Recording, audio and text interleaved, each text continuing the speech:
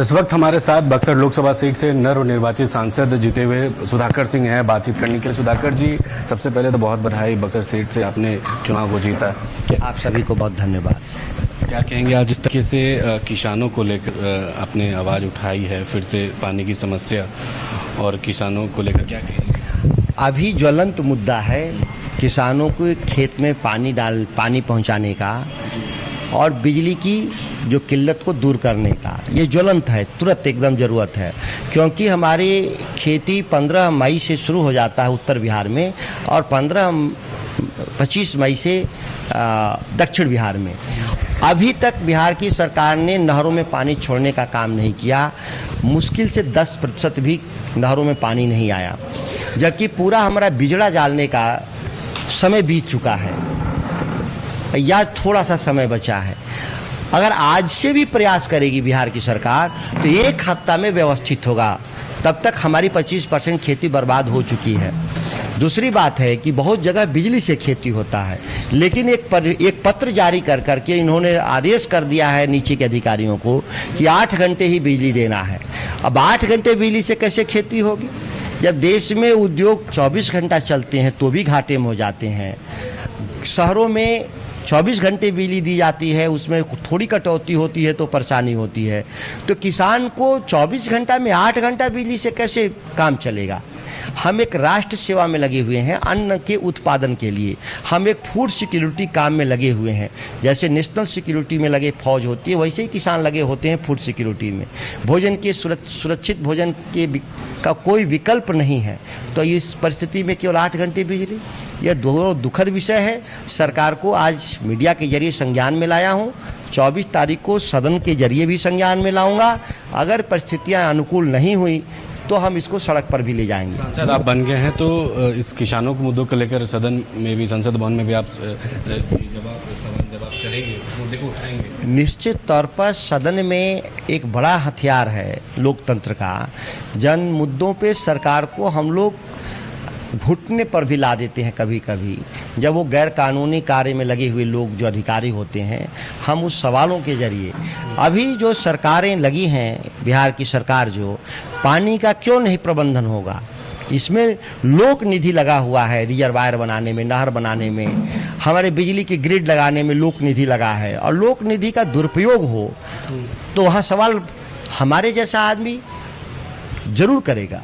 अच्छा, बीजेपी के नेताओं के द्वारा ये सवाल उठाया गया कि जो बक्सर से जहाँ से आप चुनाव जीते, वहाँ इंडिपेंडेंट जो भी निर्दलीय कैंडिडेट थे या फिर जो भी आपके कंपटीटर थे वो एक बोरो प्लेयर थे, इसलिए वहाँ से आप जीत लिए, नहीं तो जीत हासिल नहीं होती। तो किसी को हम मना किए थे वहाँ लड़ने के लिए, भारतीय जनता पार्टी हो या किसी को। हम लोग तो जनवरी से वहाँ तैयारी कर रहे थे लड़ने के लिए। तो भारतीय जनता पार्टी या कोई दल हो आके लड़ना चाहिए था वहाँ पर। अबे हारने के बाद अब वो फाउल गेम खेल रहे हैं। फुटबॉल में आदमी हार जाता है तो, कभी क्रिकेट में हार जाता है तो स्टंप लेके कोई भाग जाता है, फुटबॉल में कोई हार जाता है तो गेंद को लेके भाग जाता है। तो उसी तरह से भारतीय जनता पार्टी बात कर रही है। आपको किसने रोका था कैंडिडेट लड़ाने के लिए? वहाँ तो लोग कह ही रहे थे कि स्थानीय कैंडिडेट दीजिए, और स्थानीय भी आता तो क्या हो जाता। जब मोदी जी 4,80,000 से 1.5 लाख पर आ गए, उनके 3,30,000 वोट घट गए, तो यहाँ तो ऐसे ही 1 लाख से जीते थे, ऐसे ही हारते हैं लोग। आपने बक्सर में कल कहा कि 10 से 12 महीने में सरकार जो है वो गिर जाएगी।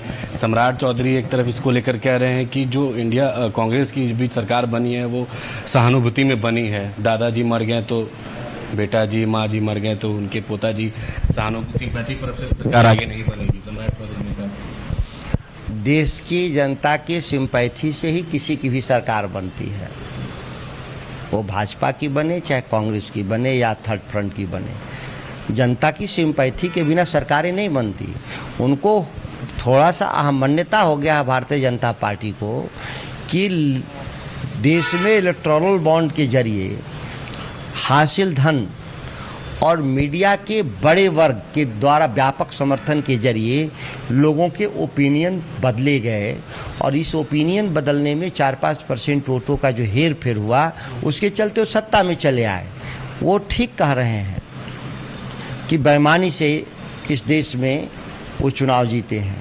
जनमत की लूट हुई है इस देश में।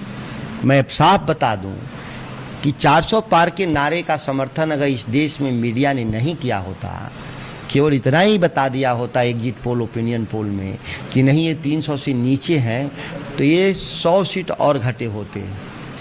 एक देश में 5% ऐसे मतदाता हैं करीब जो सत्ता के साथ बने रहना चाहते हैं, और आपने कहा कि भाजपा ही सत्ता में रहेगी, तो इसीलिए वो 5% का एडवांटेज मिला।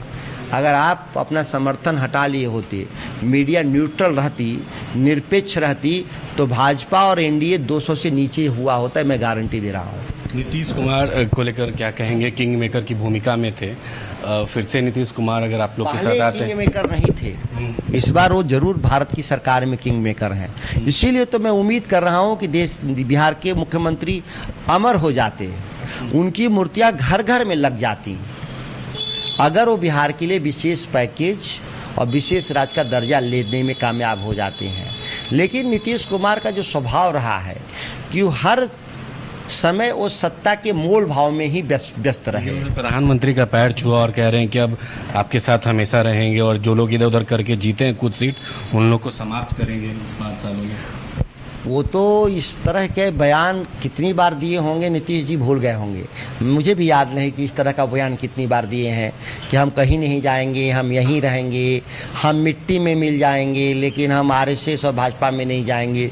इस तरह का वो कितनी बार कहे होंगे, मैं भी गिनती नहीं जानता।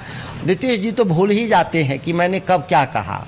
आप तो देखते होंगे ना मंच पर, वो तो 4000 लोकसभा जिता रहे थे इस देश में, लड़ाई 543 पर हो रहा था, वो 4000 एमपी जिता रहे थे। तो इस तरह के उनके बयान आते रहते हैं और उस बयान पे लोग हंसते हैं। लोगों के इंटरटेनमेंट के लिए ऐसे बयान काम आते हैं। एक आखिरी सवाल है सुधाकर जी, राहुल गांधी ने कहा कि अगर प्रियंका गांधी वाराणसी से चुनाव लड़ती तो नरेंद्र मोदी हार जाते, क्या कहेंगे? राहुल गांधी जी ने सही कहा। कोई भी मजबूत और गंभीर आदमी चुनाव लड़ा होता बक्सर से, तो आप यह वाराणसी से, तो आप मान कर चलें कि वो चुनाव मोदी जी के लिए मुश्किल हो गया होता। और इस बार भी 1.5 लाख से जीते हैं, कोई आसान जीत नहीं रहा, 2 राउंड तो पीछे थे वो।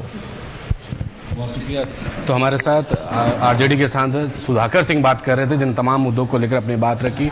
किसानों को लेकर उन्होंने कहा है कि सदन में भी अब आवाज रखेंगे, और कहीं ना कहीं भारतीय जनता पार्टी पर भी उन्होंने काफी हमला किया है। अपने सहयोगी शशि के साथ मैं अविनाश, न्यूज़ 22 स्कोप, पटना। घर के लिए ग्रोसरीज की जरूरत हो या चाहिए फल और सब्जी, डेयरी या बेकरी प्रोडक्ट्स चाहिए या beverages, snacks and branded foods चाहिए हो या ब्यूटी प्रोडक्ट्स, अब इनके लिए अलग अलग दुकानों की तलाश हुई खत्म, क्योंकि रांची में खुल गया है केस्टोमार्ट, जो रखे आपका और आपके बजट का ख्याल।